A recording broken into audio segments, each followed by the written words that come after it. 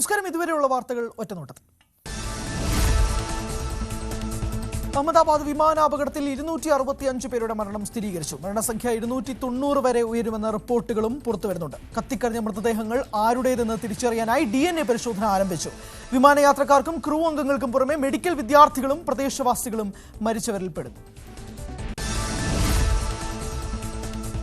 അഹമ്മദാബാദ് വിമാന ദുരന്തത്തിൽ DGCAയുടെ പ്രാഥമിക അന്വേഷണ വിവരങ്ങൾ ന്യൂസ് 18. അപകട കാരണം പക്ഷിയിടിച്ചതാണെന്നും അമിത ഭാരമാണെന്നുമുള്ള സാധ്യതകൾ തള്ളിക്കൊണ്ട് പ്രാഥമിക റിപ്പോർട്ട്.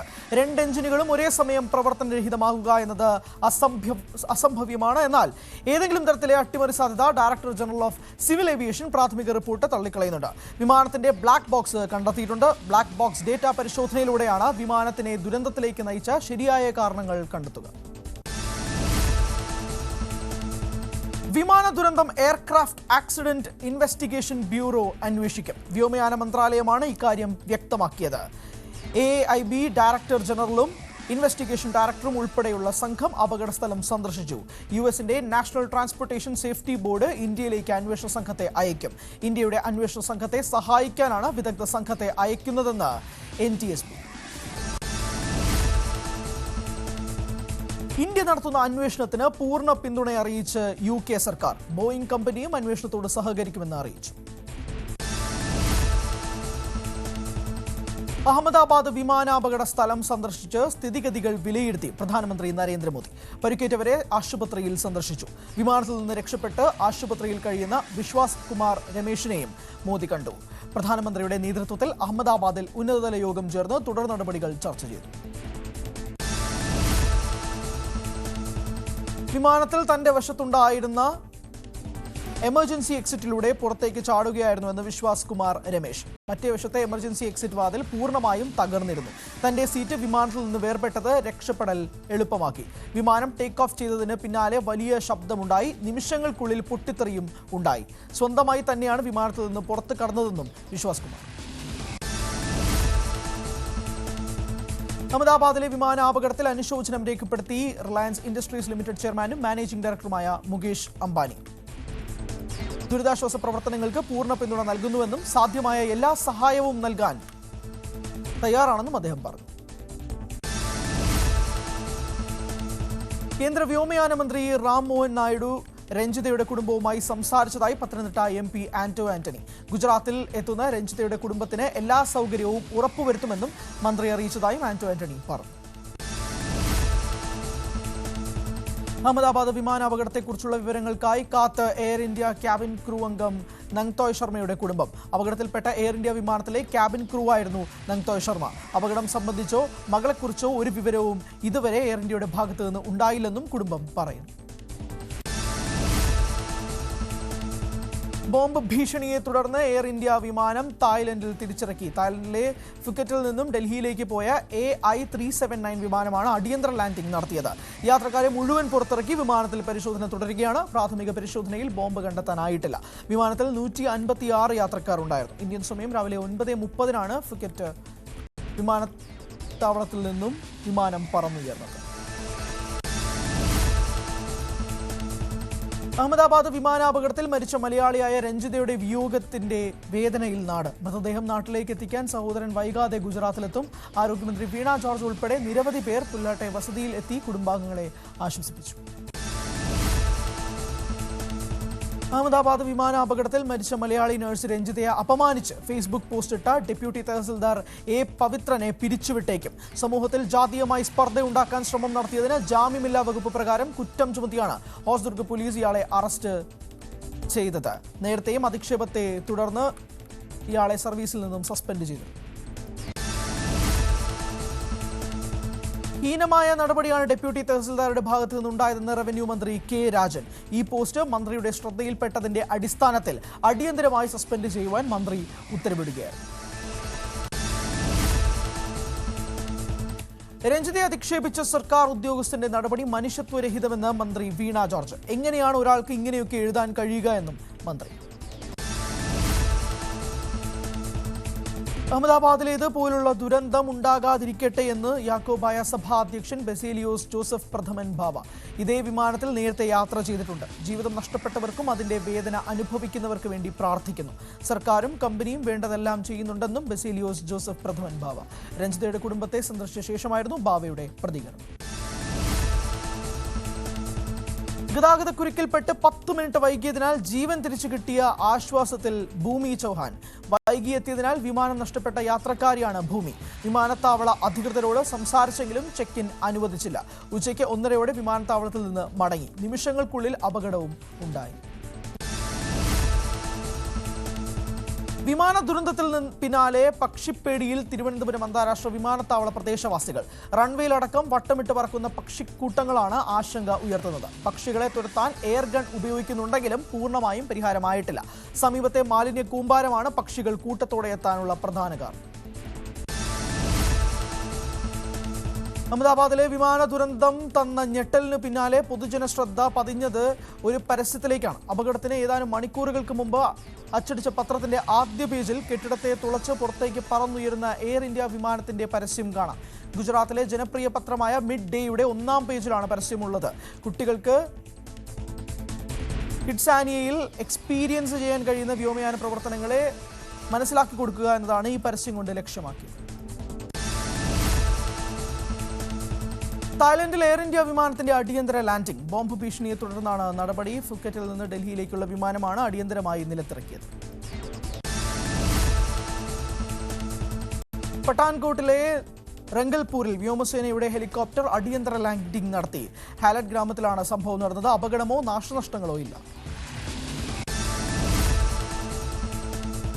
പശ്ചിമേഷ്യയെ യുദ്ധസമാന സാഹചര്യത്തിലേക്ക് തള്ളിവിട്ട് ഇറാനിലേക്ക് കനത്ത ആക്രമണം നടത്തി ഇസ്രായേൽ. ഇറാന്റെ പ്രധാന ആണവ കേന്ദ്രം, മതസായുധ സൈന്യമായ IRGC ആസ്ഥാനം തുടങ്ങി തന്ത്രപ്രധാന കേന്ദ്രങ്ങളിലേക്കാണ് ഇസ്രായേൽ ആക്രമണം നടത്തിയത്.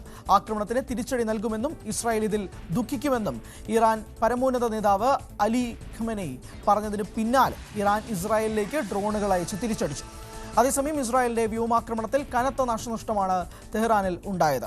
ഇറാൻ സൈനിക മേധാവി, റവല്യൂഷണറി ഗാർഡ് കമാൻഡർ അടക്കം ഇറാന്റെ പ്രധാന ഉദ്യോഗസ്ഥർ കൊല്ലപ്പെട്ടു. ഇറാന്റെ ആണവ പദ്ധതികളെ ലക്ഷ്യമിട്ടാണ് ഇസ്രായേൽ നേഷൻ ഓഫ് ലയൺസ് എന്ന പേരിൽ ആക്രമണം നടത്തുന്നത്. ഇറാനിൽ ആണവ ചോർച്ചയെന്ന് സൂചന. ഇസ്രായേൽ ആക്രമണത്തിലാണ് ചോർച്ചയെന്ന് റിപ്പോർട്ടുകൾ. ഇറാന് അമേരിക്കൻ പ്രസിഡന്റ് ഡൊണാൾഡ് ട്രംപിന്റെ ഭീഷണി. ആണവ കരാറിന് തയ്യാറായില്ലെങ്കിൽ കനത്ത നാശമുണ്ടാകും. ഇസ്രായേലിന്റെ അടുത്ത ആക്രമണം ഇതിലും ക്രൂരമായിരിക്കും. തിരിച്ചടി ഉണ്ടാകുമെന്ന മുന്നറിയിപ്പ് ഇറാൻ അവഗണിച്ചതിന്റെ ഫലമാണ് ഇപ്പോൾ ഉണ്ടായതെന്നും ദൈവം നിങ്ങളെ അനുഗ്രഹിക്കട്ടെ എന്നും ട്രംപ് വ്യക്തമാക്കി.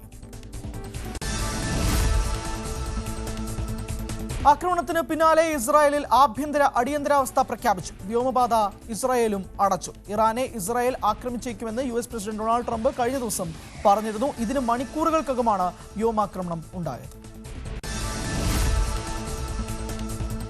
ഇറാനെതിരായ ഇസ്രായേൽ ആക്രമണത്തിൽ പങ്കില്ലെന്ന് അമേരിക്ക. UN രക്ഷാസമിതി ഒപ്പം നിൽക്കണമെന്ന് ഇസ്രായേൽ ആവശ്യപ്പെട്ടു. ധാർമ്മിക തീരുമാനങ്ങൾ എടുക്കേണ്ട സമയമാണിതെന്ന് UN-ലെ ഇസ്രായേൽ അംബാസഡർ.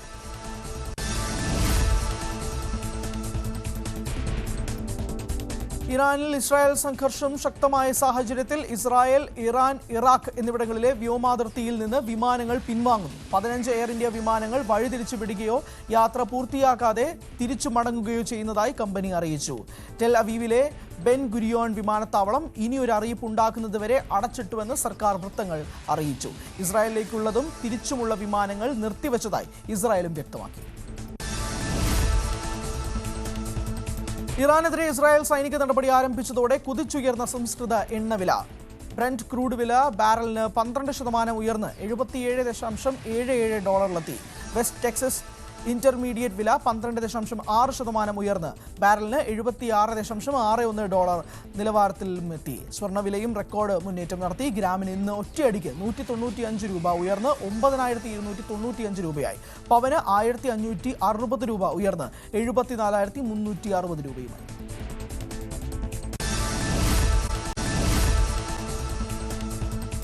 നിലമ്പൂരിലെ തന്റെ പ്രചാരണ തുടക്കത്തിൽ UDF-നും ജമാഅത്തെ ഇസ്ലാമിക്കുമെതിരെ രൂക്ഷ വിമർശനവും ഉയർത്തി മുഖ്യമന്ത്രി പിണറായി വിജയൻ.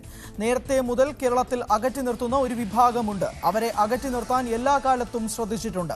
ഇത്തരക്കാരെ കൂടെ കൂട്ടി 4 വോട്ട് നേടുകയാണ് വേണ്ടത് എന്ന നിലയിലേക്ക് UDF-ഉം പ്രത്യേകിച്ച് കോൺഗ്രസും എത്തി. UDF-ന്റെ പൂർണ്ണ അവസരവാദ നിലപാടിന് തെളിവാണ് ജമാഅത്തെ ഇസ്ലാമിയുമായുള്ള ബന്ധം. ഇടതുമുന്നണിയെ ആരെതിർത്താലും അവരെ ഒപ്പം കൂട്ടാമെന്ന നിലപാടാണ് UDF-നെന്നും പിണറായി വിജയൻ. CPM പച്ചയ്ക്ക് വർഗീയത ഉയർത്തുകയാണെന്നും ഓരോ വീട്ടിലെത്തിയും മതം നോക്കി വർഗീയത പറയുന്നുവെന്നും VD സതീശൻ ആരോപിച്ചു. മുഖ്യമന്ത്രിയെ പോലെ വാക്കുമാറ്റി പറയുന്ന മറ്റൊരാളില്ല. UDF തീരുമാനങ്ങൾ ഒറ്റക്കെട്ടായി എടുക്കുന്നതാണ്. മുഖ്യമന്ത്രി അതിൽ തോണ്ടാൻ വരേണ്ടെന്നും സതീശൻ പറഞ്ഞു. നേരത്തെ ഇടതുപക്ഷത്തിനായിരുന്നു വെൽഫെയർ പാർട്ടി പിന്തുണയെന്ന് PK കുഞ്ഞാലിക്കുട്ടി. ഇപ്പോൾ അവരാണ് നയം മാറ്റിയത്. ഭരണപരാജയം മറച്ചുവെക്കാൻ വേണ്ടിയാണ് ഇത്തരം ആരോപണങ്ങൾ ഇടതുപക്ഷം ഉയർത്തുന്നത്. നിലമ്പൂരിൽ 2 മുന്നണികൾ തമ്മിലുള്ള മത്സരമെന്ന് സാദിഖ് അലി ശിഹാബ് തങ്ങൾ. ജനങ്ങൾ പൊറുതിമുട്ടിയ കാലമാണ്. ഇത് തെരഞ്ഞെടുപ്പിൽ പ്രതിഫലിക്കും. ഒരു ഫൈനലിൽ ജയിക്കുകയാണ് അന്തിമ ലക്ഷ്യം.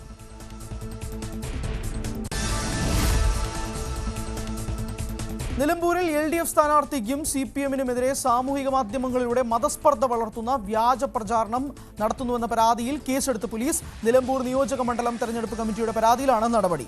എന്നാൽ LDF-ന്റെ പരാതി തള്ളുകയാണ് UDF. അന്വേഷിച്ചു വരുമ്പോൾ കാഫിർ സ്ക്രീൻഷോട്ട് പോലെയാകുമെന്നായിരുന്നു KPCC അധ്യക്ഷൻ സണ്ണി ജോസഫിന്റെ പ്രതികരണം.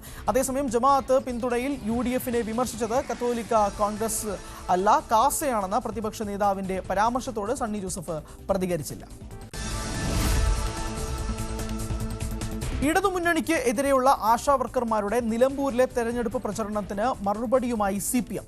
CITU അനുകൂല ആശാവർക്കർമാർ ഇടതുമുന്നണി സ്ഥാനാർത്ഥിയെ വിജയിപ്പിക്കണമെന്നാവശ്യപ്പെട്ട് രംഗത്തെത്തി. നിലമ്പൂരിലെ ആശമാർ M സ്വരാജിന്റെ വിജയത്തിന് വേണ്ടി പ്രവർത്തിക്കുമെന്നും ആശമാർ പറഞ്ഞു. SUCIക്ക് UDF-ൽ അസോസിയേറ്റ് അംഗത്വം കൊടുത്തേക്കുമെന്ന് പരിഹസിച്ച് LDF സ്ഥാനാർത്ഥി M സ്വരാജ്. ആശമാരല്ല LDF-നെതിരെ നിലമ്പൂരിൽ സമരം ചെയ്യുന്നത്. UDF-ന് വേണ്ടി SUCI നടത്തുന്ന സമരം ജനങ്ങൾ തിരിച്ചറിയുന്നുണ്ട്. യഥാർത്ഥ ആശമാർ ഇടതുപക്ഷത്തിനൊപ്പം നിലമ്പൂരിൽ പ്രചരണം നടത്തുന്നതായും സ്വരാജ് ന്യൂസ് 18നോട് പറഞ്ഞു. ക്രൈസ്തവ ന്യൂനപക്ഷങ്ങൾക്ക് UDF-നോട് അതൃപ്തിയില്ലെന്ന് നിലമ്പൂരിലെ UDF സ്ഥാനാർത്ഥി ആര്യാടൻ ഷൗക്കത്ത്. നിലമ്പൂരിൽ ഭിന്നിപ്പുണ്ടാക്കാൻ ഒരു പ്രചരണത്തിനും കഴിയില്ല. നിലമ്പൂരിലുള്ള ആശമാരോട് ചോദിച്ചാൽ അറിയാം ഇടതുപക്ഷത്തിന്റെ അവഗണനയെന്നും ഷൗക്കത്ത്. എഴുത്തുകാർക്കെതിരെ UDF നടത്തുന്നത് സംഘപരിവാർ മോഡൽ ആക്രമണമെന്ന് LDF സ്ഥാനാർത്ഥി M സ്വരാജ്. ഇടതു പിന്തുണ പ്രഖ്യാപിക്കുന്ന കേരളത്തിന്റെ എഴുത്തുകാരോടും സാംസ്കാരിക പ്രവർത്തകരോടും നടത്തുന്ന ആക്രമണം ശരിയാണോ എന്ന് കോൺഗ്രസ് സ്വയം പരിശോധിക്കുമെന്നും M സ്വരാജ്. സംസ്ഥാനത്തെ ട്യൂഷൻ സെന്ററുകളുടെ എണ്ണം കുറയ്ക്കുന്നത് ആലോചനയിലെന്ന് മന്ത്രി V ശിവൻകുട്ടി. എൻട്രൻസ് കോച്ചിംഗ് സെന്ററുകളിൽ ലക്ഷങ്ങളാണ് വാങ്ങുന്നത്. വിദ്യാർത്ഥികളുടെ മാനസിക സംഘർഷം കുറയ്ക്കാനാണ് വിദ്യാഭ്യാസ വകുപ്പിന്റെ ലക്ഷ്യമെന്നും മന്ത്രി. സ്കൂൾ പ്രവൃത്തി സമയം നീട്ടിയതിനെതിരെ പരാതി ലഭിച്ചാൽ സർക്കാർ ചർച്ച ചെയ്യുമെന്ന് മന്ത്രി V ശിവൻകുട്ടി. ആരും പരാതി നൽകിയിട്ടില്ല. പ്രായോഗിക പ്രശ്നങ്ങളുണ്ടെങ്കിൽ സർക്കാരിനെ അറിയിക്കട്ടെയെന്നും മന്ത്രി. കേരള സാങ്കേതിക സർവകലാശാലയ്ക്ക് കീഴിലെ ഇയർ ബാഗ് സമ്പ്രദായം പിൻവലിക്കണമെന്നാവശ്യപ്പെട്ട് KSU നടത്തിയ മാർച്ചിൽ സംഘർഷം. ബാരിക്കേഡ് മറിച്ചിടാൻ ശ്രമിച്ച പ്രവർത്തകർക്ക് നേരെ പോലീസ് ജലപീരങ്കി പ്രയോഗിച്ചു. ഒരു KSU പ്രവർത്തകന് പരിക്കേറ്റു. പരിക്കേറ്റയാളെ പോലീസ് ആശുപത്രിയിൽ പ്രവേശിപ്പിച്ചു. കഴിഞ്ഞ ദിവസം സമാന ആവശ്യം ഉന്നയിച്ച് SFI-യും പ്രതിഷേധം സംഘടിപ്പിച്ചു. ഇടുക്കി ജില്ലാ കളക്ടർക്കെതിരെ രൂക്ഷ വിമർശനവുമായി CPM ജില്ലാ സെക്രട്ടറി CB വർഗീസ്. സർ CPയെ നാടുകടത്തിയ നാടാണ് കേരളമെന്ന് ഇടുക്കി ജില്ലാ കളക്ടർ മനസ്സിലാക്കുന്നത് നല്ലതായിരിക്കും. എക്കാലവും തങ്ങൾ ഒരു സർവാധിപതിയായിരിക്കുമെന്ന് കരുതുന്ന ധിക്കാരികളായുള്ള ഉദ്യോഗസ്ഥർക്ക് ചരിത്രം ഒരിക്കലും മാപ്പ് കൊടുത്തിട്ടില്ലെന്ന് കളക്ടർ മനസ്സിലാക്കണമെന്നും CB വർഗീസ് പറഞ്ഞു. കയ്യേറ്റം ഒഴിപ്പിക്കലിന്റെ പേരിൽ പീരുമേട്ടിൽ ജില്ലാ ഭരണകൂടം നിർമ്മാണ നിരോധനം ഏർപ്പെടുത്തിയതിനെതിരെ CPM സംഘടിപ്പിച്ച പ്രതിഷേധ യോഗം ഉദ്ഘാടനം ചെയ്യുകയായിരുന്നു CB വർഗീസ്. സിംഗപ്പൂർ കപ്പലിൽ നിന്ന് ശാരീരിക അസ്വസ്ഥതയെ തുടർന്ന് ജീവനക്കാരനെ കൊച്ചിയിലെ ആശുപത്രിയിലേക്ക് മാറ്റി. എണ്ണ ടാങ്കർ ഈഗിൾ വെരാക്രൂസിലെ ജീവനക്കാരനെയാണ് മാറ്റിയത്. INS ഗരുഡയിലെ ഇന്ത്യൻ നാവികസേനയുടെ സീക്കിംഗ് ഹെലികോപ്റ്റർ ഉപയോഗിച്ചാണ് രക്ഷാപ്രവർത്തനം നടത്തിയത്. രോഗിയെ ഒഴിപ്പിക്കുന്നതിൽ സഹായിക്കുന്നതിനായി INS ശാരദയും വഴിതിരിച്ചുവിട്ടു. കേരള തീരത്തെ കപ്പൽ അപകടങ്ങളിൽ നടപടി ആവശ്യപ്പെട്ടുള്ള പൊതുതാൽപര്യ ഹർജിയിൽ അമിക്കസ് ക്യൂറിയെ നിയോഗിച്ച് ഹൈക്കോടതി. അഡ്വക്കേറ്റ് അർജുൻ ശ്രീധറിനെയാണ് അമിക്കസ് ക്യൂറിയായി നിയോഗിച്ചത്. TN പ്രതാപൻ നൽകിയ ഹർജിയിലാണ് ചീഫ് ജസ്റ്റിസ് അധ്യക്ഷനായ ഡിവിഷൻ ബെഞ്ചിന്റെ നടപടി. CMRL എക്സാലോജിക് കരാറിലെ CBI അന്വേഷണ ആവശ്യത്തിന് മുഖ്യമന്ത്രിയുടെ വാദങ്ങൾക്കെതിരെ ഹർജിക്കാരന്റെ മറുപടി സത്യവാങ്മൂലം. അധികാര ദുർവിനിയോഗവും അഴിമതിയും മറയ്ക്കുന്നതാണ് മുഖ്യമന്ത്രിയുടെ മറുപടി. അധികാര ദുർവിനിയോഗം ചോദ്യം ചെയ്തുള്ള പൊതുതാൽപര്യ ഹർജി നിയമപരമായി നിലനിൽക്കുമെന്നും മറുപടി സത്യവാങ്മൂലത്തിൽ പറയുന്നു. മുണ്ടക്കൈ ചൂരൽമല ദുരന്ത ബാധിതരുടെ ബാങ്ക് വായ്പ എഴുതിത്തള്ളാനാവില്ല എന്ന കേന്ദ്ര നിലപാടിനെതിരെ ഹൈക്കോടതി. കേന്ദ്ര സർക്കാരിന് ഭരണഘടനാപരമായി വിവേചനാധികാരമുണ്ടെന്നും നിയമപരമായി അധികാരമില്ലെന്ന് പറയാനാവില്ലെന്നും കേന്ദ്ര സർക്കാരിനെ ഹൈക്കോടതി ഓർമ്മിപ്പിച്ചു. 2005 ദേശീയ ദുരന്ത നിവാരണ നിയമത്തിൽ നിന്നും 13ാം വകുപ്പ് ഒഴിവാക്കി നിയമം ഭേദഗതി ചെയ്തതിനെതിരെ മുഖ്യമന്ത്രി പിണറായി വിജയൻ പ്രധാനമന്ത്രിക്ക് കത്തെഴുതി. ഈ വകുപ്പ് നീക്കം ചെയ്യുന്നത് പ്രകൃതി ദുരന്തങ്ങൾക്ക് ഇരയായവരെ കൂടുതൽ ദുരിതത്തിലാക്കുമെന്ന് മുഖ്യമന്ത്രി കത്തിൽ ചൂണ്ടിക്കാട്ടി. ദുരന്ത ബാധിതർക്ക് വായ്പാ തിരിച്ചടവിൽ ഇളവുകൾ നൽകാനും പുതിയ വായ്പകൾ അനുവദിക്കാനും ദേശീയ അതോറിറ്റിക്ക് ശുപാർശ ചെയ്യാൻ അധികാരം നൽകുന്നതാണ് 13ാം വകുപ്പ്. കാട്ടാന ആക്രമണത്തിൽ ആദിവാസി സ്ത്രീ മരിച്ചു. ഇടുക്കി പീരുമേടിന് സമീപം വനത്തിനുള്ളിൽ വെച്ചായിരുന്നു ആക്രമണം. സീത ആണ് മരിച്ചത്. വനവിഭവങ്ങൾ ശേഖരിക്കാൻ പോയപ്പോഴാണ് കാട്ടാന ആക്രമിച്ചത്. തിരുവനന്തപുരം പാലോട് മങ്കയം പ്രദേശത്ത് കാട്ടാന ഇറങ്ങി. മുത്തിപ്പാറ വെങ്കിട്ടമൂട് ആദിവാസി മേഖലയിലാണ് ആനക്കൂട്ടത്തെ കണ്ടത്. സ്കൂൾ സമയത്ത് പ്രദേശത്ത് ആനകളുടെ സാന്നിധ്യമുണ്ടായത് വലിയ ആശങ്ക ഉയർത്തി. കുരങ്ങുകൾക്ക് പുറമെ കാട്ടുപോത്തുകളും കരടികളുമാണ് പ്രദേശത്ത് സാധാരണ കാണപ്പെടാറുള്ളത്. ചക്കകാലം ആയതിനാലാണ് ആനകൾ കാടുവിട്ട് ജനവാസ കേന്ദ്രത്തിലേക്ക് ഇറങ്ങിയിരിക്കുന്നത്. ഈ പ്രദേശത്തെ വീട്ടിൽ വളർത്തിയിരുന്ന നായയെ കഴിഞ്ഞ മാസം പുലി കൊന്നിരുന്നു. ഇടുക്കിയിൽ കാട്ടാന ആക്രമണത്തിൽ തോട്ടം തൊഴിലാളിക്ക് പരിക്ക്. അന്തോണി സ്വാമിക്കാണ് പരിക്ക് പറ്റിയത്. വണ്ടിപ്പെരിയാർ മൗണ്ട് എസ്റ്റേറ്റിലാണ് സംഭവം. പരിക്കേറ്റയാളെ കോട്ടയം മെഡിക്കൽ കോളേജിലേക്ക് മാറ്റി. പാലക്കാട് നെല്ലിയാമ്പതി ജനവാസ മേഖലയിൽ ഇറങ്ങിയ കാട്ടാനയെ തുരത്താൻ പ്രത്യേക സംഘത്തെ നിയോഗിച്ചു. കൊല്ലങ്കോട് വനം range, Thekkady forest station, Anavada checking station എന്നിവിടങ്ങളിൽ നിന്നായി 20 പേരാണ് സംഘത്തിലുള്ളത്. കാട്ടാന ഊത്തുകുഴിക്ക് സമീപം നിലയുറപ്പിച്ചിരിക്കുകയാണ്. ഇന്നലെ രാത്രി പ്രദേശത്തെത്തിയ കൊമ്പൻ വീട് തകർത്തിരുന്നു. കേരളത്തിൽ വീണ്ടും അതിതീവ്ര മഴ മുന്നറിയിപ്പ്. 17 വരെ വിവിധ ജില്ലകളിൽ അലർട്ടുകൾ പ്രഖ്യാപിച്ചു. കണ്ണൂർ, കാസർഗോഡ് ജില്ലകളിൽ നാളെയും മറ്റന്നാളും റെഡ് അലർട്ടാണ്. മലപ്പുറം, കോഴിക്കോട്, വയനാട് ജില്ലകളിൽ മറ്റന്നാളാണ് റെഡ് അലർട്ട്. കണ്ണൂർ ജില്ലയിൽ റെഡ് അലർട്ട് പ്രഖ്യാപിച്ച സാഹചര്യത്തിൽ നാളെ വിദ്യാഭ്യാസ സ്ഥാപനങ്ങൾക്ക് അവധി പ്രഖ്യാപിച്ചു. വിദ്യാലയങ്ങൾ, അങ്കണവാടികൾ, മദ്രസകൾ, ട്യൂഷൻ സെന്ററുകൾ എന്നിവ അടച്ചിടണമെന്നും സ്പെഷ്യൽ ക്ലാസുകൾ ഒഴിവാക്കണമെന്നും ജില്ലാ കളക്ടർ നിർദ്ദേശം നൽകി. കോട്ടയം ജില്ലയിൽ അതിശക്തമായ മഴ മുന്നറിയിപ്പ് ലഭിച്ചിരിക്കുന്നതിനാൽ ജൂൺ 15 വരെ എല്ലാവിധ ഖനന പ്രവർത്തനങ്ങളും നിരോധിച്ച് ജില്ലാ ദുരന്ത നിവാരണ അതോറിറ്റി ചെയർമാൻ കൂടിയായ ജില്ലാ കളക്ടർ ഉത്തരവിറക്കി.